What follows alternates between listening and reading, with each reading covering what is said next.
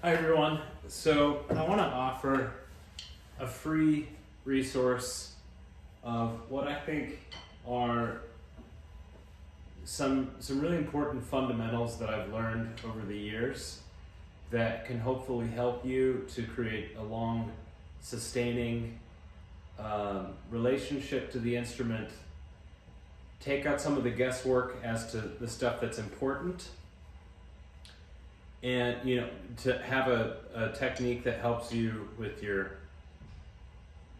physical production of the instrument, your sound, reduce injury, and just be a little bit more aware. Okay, so I am not warmed up today, so you'll sort of see me go through a couple of steps, but I'm going to illustrate in detail a few things that I think are really critical. The most important thing to start with is understanding that all of your favorite drummers, they have difference in that. There's always a difference in ways of technique that people play, but if you know what to pay attention to, you'll see that it's usually there's certain things that are always there. And the primary thing is the ability to have a relationship with rebound. And moving away from the drum as a thing that we hit to versus a relationship with. And this is where stroke types and stroke production of understanding how the up and down work with one another is really important. The rudiments are really critical, but if I can say, a lot of people play the rudiments, but there's not enough depth applied to the rudiments. There's a way to go deeper with the rudiments that will give you more insights. And I'll sort of demonstrate some things with match grip and traditional grip. Stick control is probably the first step that you want to start with, because stick control deals with how to maneuver creating a single sound with different strokes. And the first thing that you actually want to do to understand how this works is to play not on the drum, but to actually play opposite of gravity. So if you can, my shirt's off. If you can see, I'm kind of down here, and I'm using this surface, and I learned this from a great percussionist when I was a kid, and I didn't understand it till now. But what it's doing is it's treating my wrist in a different way, and it's getting my fingers off the hook, which is what we want to think about.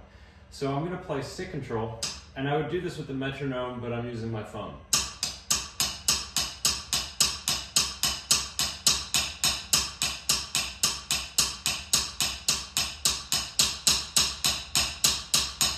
Real stiff.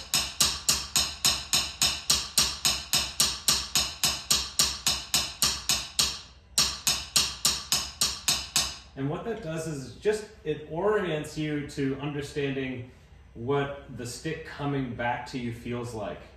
You could even then move to doubles, like going through partials.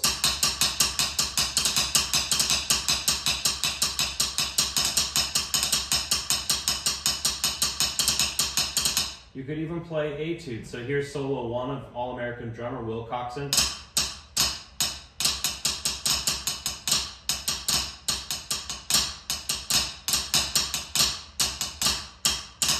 And that shows really important aspects of the up and down relationship working with one another. Before we talk about that, you also want to make sure just that your rebound itself is working. So what I call sort of the 4 pillars, which are heights, beat spot, verticality, and velocity, all of those things have to sort of be online. And I talk about that in my warm-ups course, and you can also access deeper stuff here in my technique 10-part series, as well as secrets of rudimental and classical snare drum playing. The first thing that you want to do is what's called the gate exercise, and it's establishing the beat spot and seeing there's slight. I want to understand if there's any discrepancy in my verticality. If there is, so this is called your T fulcrum, these fingers right here. If the verticality is compromised, it's usually some combination of the fingers do underperforming or overperforming. A good way to check this out is if you should be able to just hit your arm perfectly, okay? And I'll talk about that in a second. But you want to do that with the right and then the left hand. And that shows you your relationship to gravity.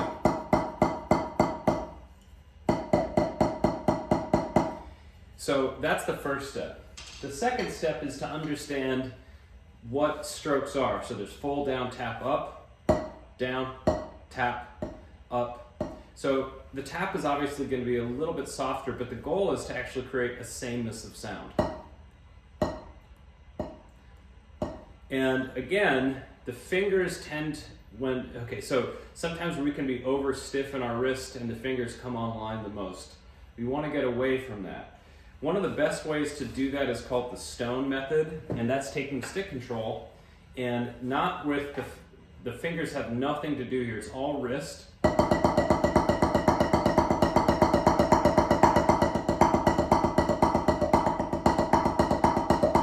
And I'm going through all fingers and all joints. And again, 0 fingers, all wrists. And as I go down, it progressively takes the fingers offline.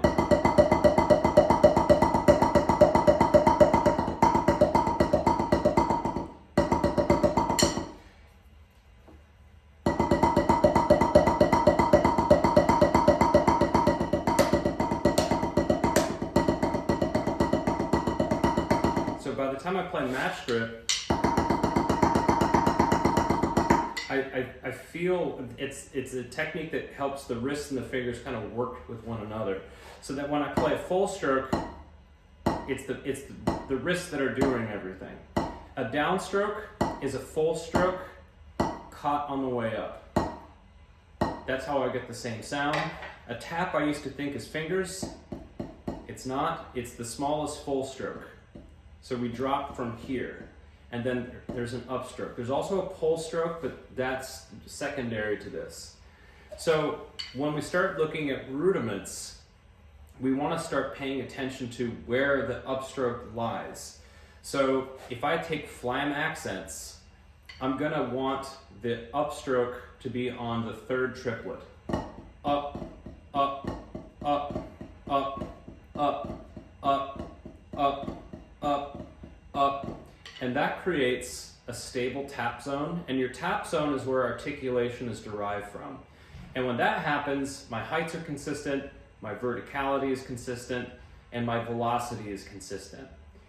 A paradiddle is a great example of a rudiment that is, once you sort of play it, we can sort of not go deeper, but there's so much to learn in it. So a lot of people play paradiddles like that, but there's a much more that we can gain from that. If you saw what I just played, the taps are sort of not really quite there, and that's because I'm overly attaching to the down mechanism of the stroke, okay? So what I want to think about is the rhythmic placement of the upstroke, and typically when we're playing fast, it's in between on the and. But if I slow that down, a lot of people will take the upstroke to the up. I'm playing this poorly. So there's an inconsistency of that, and you're also seeing that I'm kind of flummoxing this inner structure.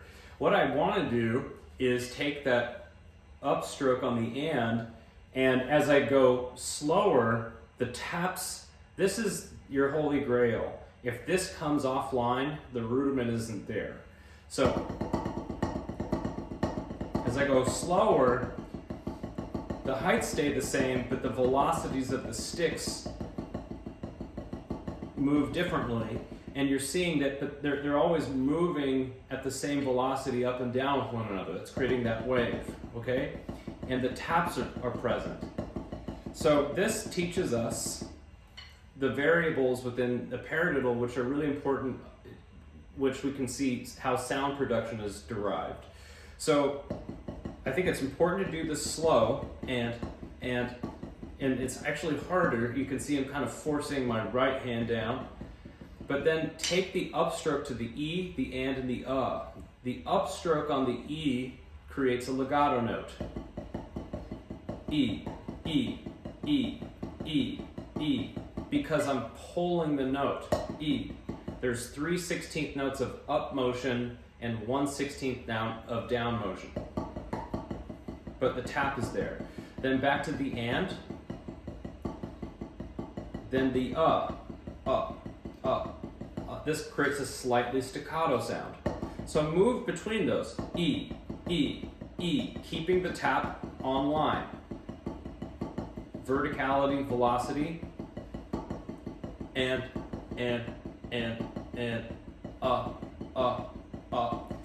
So like in a really much more advanced, well, before we get there, do the same thing with flam paradiddles. What's great about flams is they force the tap to be present. Up, E, E, E. So if I see that and then I notice where my left or my right hand wants to go faster than the upstroke, that creates a technical area where I can see where I need to work. And that's why practicing slowly is important, because you're going to see where we force the stroke down. When we play it upside down, that helps us. And so what I'm going to do, this is sort of an advanced thing, but I'm going to play paradiddles accenting 3s, 4s, 5s, 6s, and 7s. And that's pretty tricky. But what you have to, I'm not just trying to be concerned with the rhythms, I'm also concerned with the tap being consistent and the upstrokes being consistent.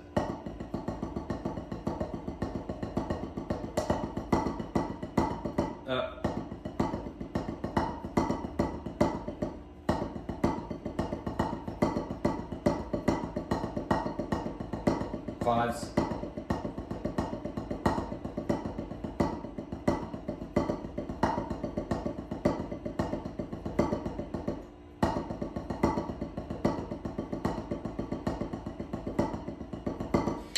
Okay, so that's kind of an advanced thing and I was a little rough. This brings up to a really important element, which is the up prep. You can see how some of the down ups were kind of jagged. The rudiment you want to look at that is the Rudiment cue. The Rudiment cue, which I think is like Rudiment 23 or something, is, so drags and flams mostly are down, but not always. They also have an upstroke mechanism, okay? So a flam cue is where I have a flam on the first note and an accent on the second. And that's because the flam is not produced like from a down, an up-down perspective. It's produced from the tap. Up, up. And this whole mechanism is going to be, I mean, it's actually super duper critical. So those are some starting points for you to get started in surveying. I mean, I'm not a master of this. Like this stuff is the stuff I'll always be working on. And even in my crazy stuff that I do in my drum room where I go nuts, at the base of this is this. When I apply independence tactics, I think about the same thing with my bass drum. I think about when I do independence, if any of my hand techniques get off, I consider that not successful. That's the standard that I'm holding for myself. And I think it's a good standard for all of us. It's not about being the fastest, it's about being as aware as we can and to spot the little points where we can improve and having the tools to do that. Okay.